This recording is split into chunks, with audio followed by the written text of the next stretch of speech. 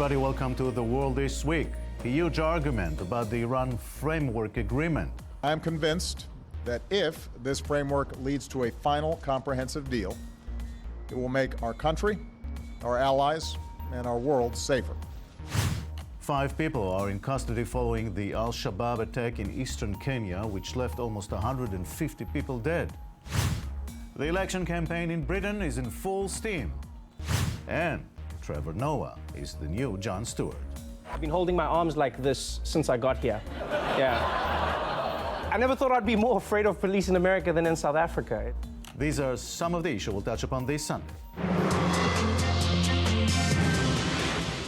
With me this Sunday are Alon Pinkas, former advisor to Israeli Prime Minister Barak, and Meir Javedanfar, an expert on Iranian politics from IDC. Thank you for coming. Alon, let's start with you. Good deal, bad deal, is there a deal? I don't know. There's a framework. There's a list, a set of parameters that need to be discussed and ironed out by the 30th of June. If this is the deal, then it's the best deal possible and the best deal attainable. It's not a good deal in and of itself, given the alternatives, given that there couldn't be a better deal. This is not a bad deal, certainly not for Israel. The Iranian regime in the past has cheated. We've seen that they hit the Natanz site, they hit the Fordo site. But what's interesting is that when it's in the interest of the Iranian regime, sometimes it keeps an agreement when others would leave it. For example, with the Bushehr power plant, the Russians were supposed to have finished it 10 years ago. It was supposed to have cost $800 million. They were 10 years late, and it cost $4 billion, and the Iranians still stayed with them because it was in their interest. And I think if this is going to be a deal, Ayatollah Khamenei is not going to want to come back to the sanctions. And I think if there's going to be a deal, I think he's going to keep it. Alon, politically, is President Obama going to be able to go through this in Congress and elsewhere? Well, obviously that remains to be seen. Sanctions is the domain of Congress, and there is a two-phased political battle that Obama needs to fight. First of all, the Constitution does not require him to submit the agreement to Congress. It's not exactly a bilateral agreement. It is not a treaty, which the Constitution mandates that he needs to submit to Congress. But there is legislation that will require him to do so. That's phase one. If that legislation passes, and it probably will, then the agreement, assuming there's an agreement by the 30th of June, it will be submitted to Congress, where it may not pass, in which case the president is very likely to veto, in which case Congress will need a 2/3 majority to override the veto, in which case you will need, or the opposition, the resistance to the agreement will need 13 Democratic senators to side with the Republicans. The nuclear sanctions will be suspended. That's what the sanction. It says that, it doesn't say they will be removed. Once the Iran has to comply by a list of tasks that it has to do. For example, the core of the Arak reactor will have to be destroyed. There has to be a new one. Mm-hmm. The centrifuges will have to be cut. Iran has to join the additional protocol, and then the sanctions will be suspended. That is the source of the disagreement. The Iranians say, at least verbally, at least this is what Foreign Minister Zarif said yesterday, that sanctions will be lifted a moment after signing the agreement, supposedly, ostensibly, on the 30th of June. The Americans are saying this is performance-based, as you read from the draft. Yaakov, I'm going to say something that's going to be controversial. The Iranian regime is going to lie to its own people, and that's okay.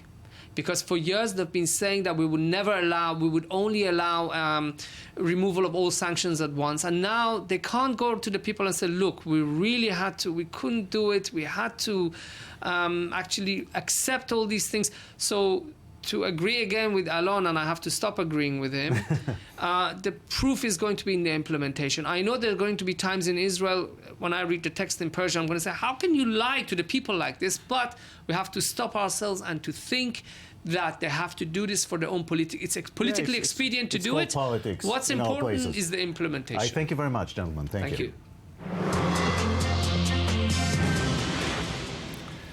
In order to get the Iranian opposition angle, we're going to speak with Ramin Parham. He's an Iranian-born author living in Paris. Thank you very much for joining us. Thank you very much for your invitation.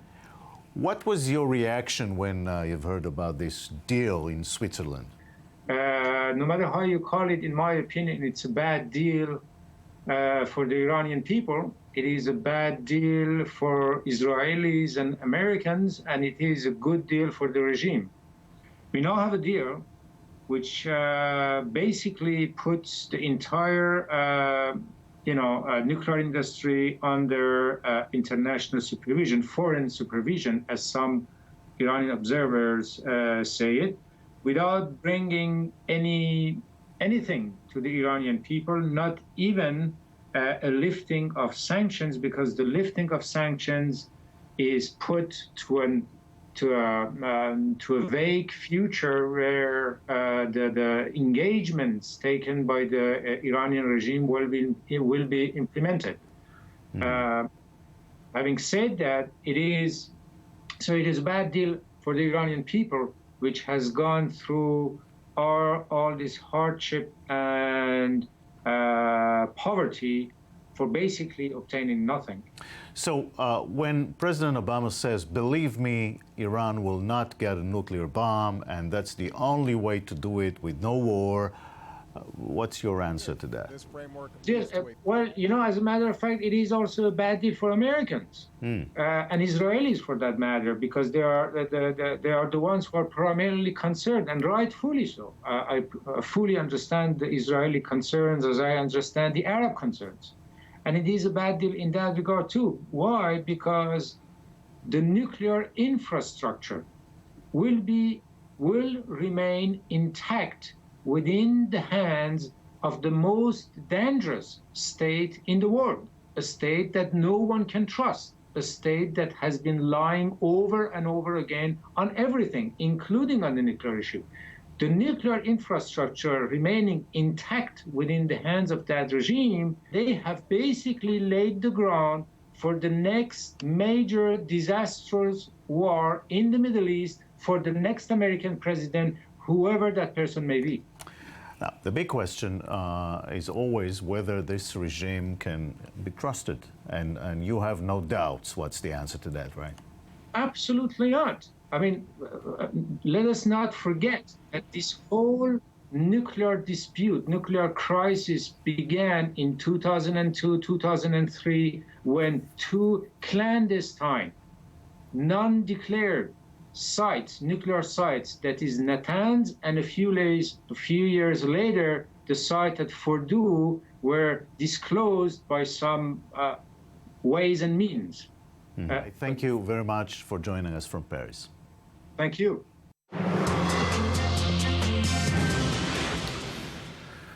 The most terrible news came from Kenya this week. Almost 150 people were killed by Al-Shabaab terrorist group in Garissa University in eastern Kenya. With us from Garissa is journalist Ian Wafula. Thank you very much for joining us there. Thank you, Jacob. Thank you for having me as well. Give us, please, some sense of this terrible massacre in Garissa. Well, this is a situation that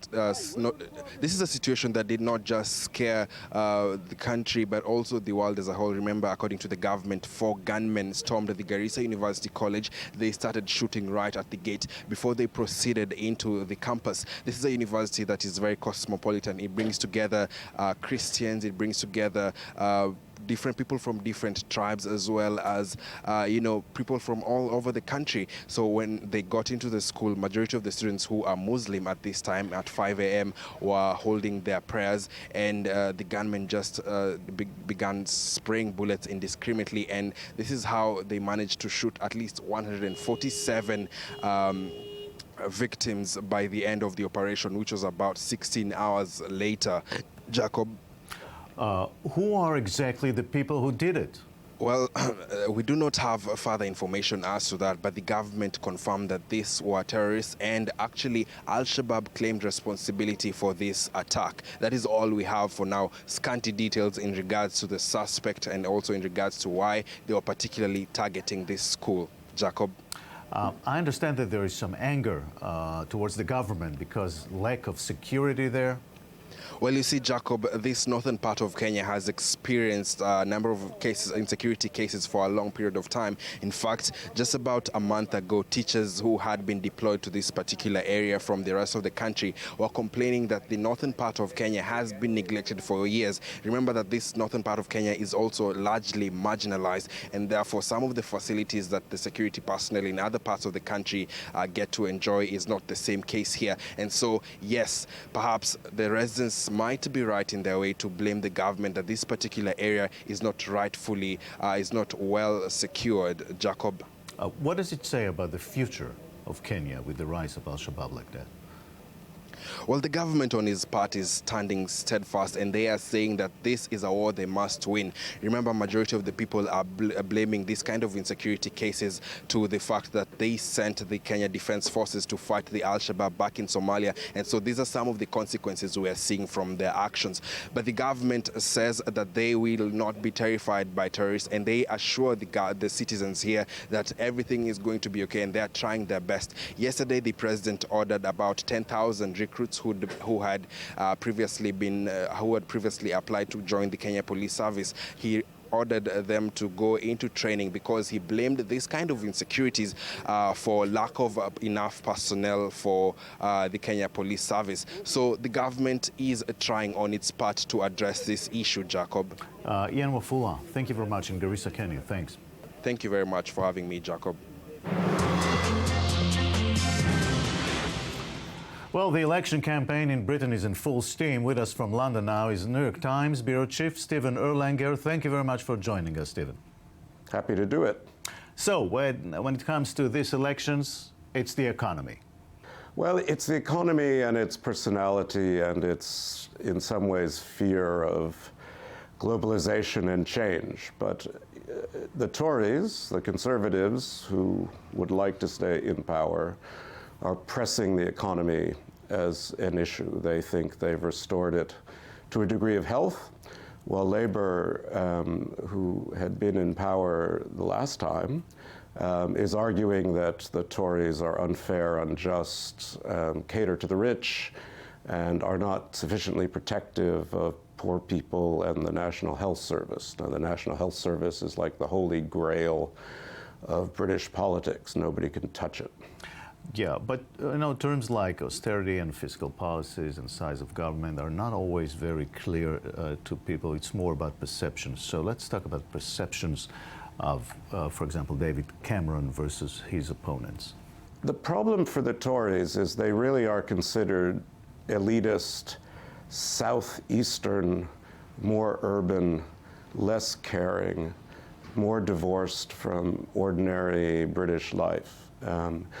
Though the figures indicate the economy is rebounding quite strongly and unemployment is down, and the Tories with their Liberal Democrat partners have actually managed the economy very well, they've done it partly by pulling back from austerity, even though they talk as if austerity is their main accomplishment. But in the last 3 years, in fact, they've pulled back, so they haven't hurt an economy that was beginning to falter.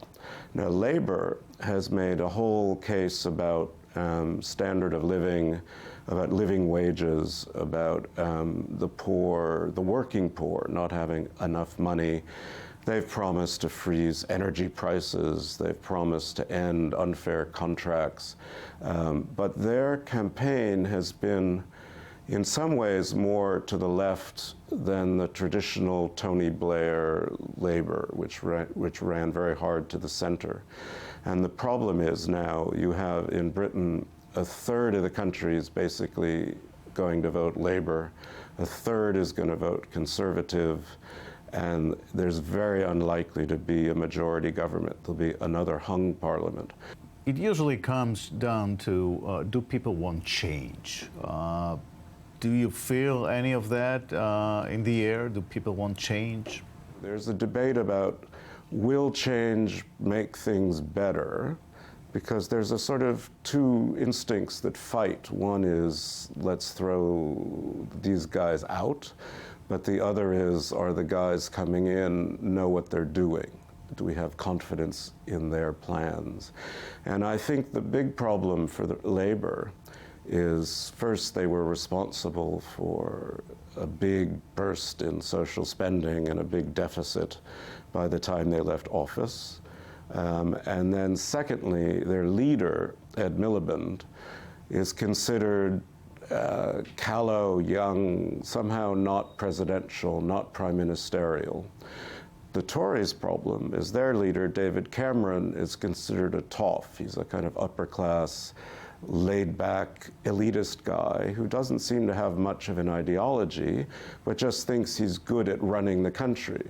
Miliband, who has a strong set of beliefs, which are to the left, people aren't sure he's going to be very good at actually running the country. So people are a bit up in the air, I have to say. I thank you very much, Stephen Erlanger, New York Times bureau chief in London. Thanks. Thank you. And this has been The World This Week. We'll see you here next Sunday. Have a great week.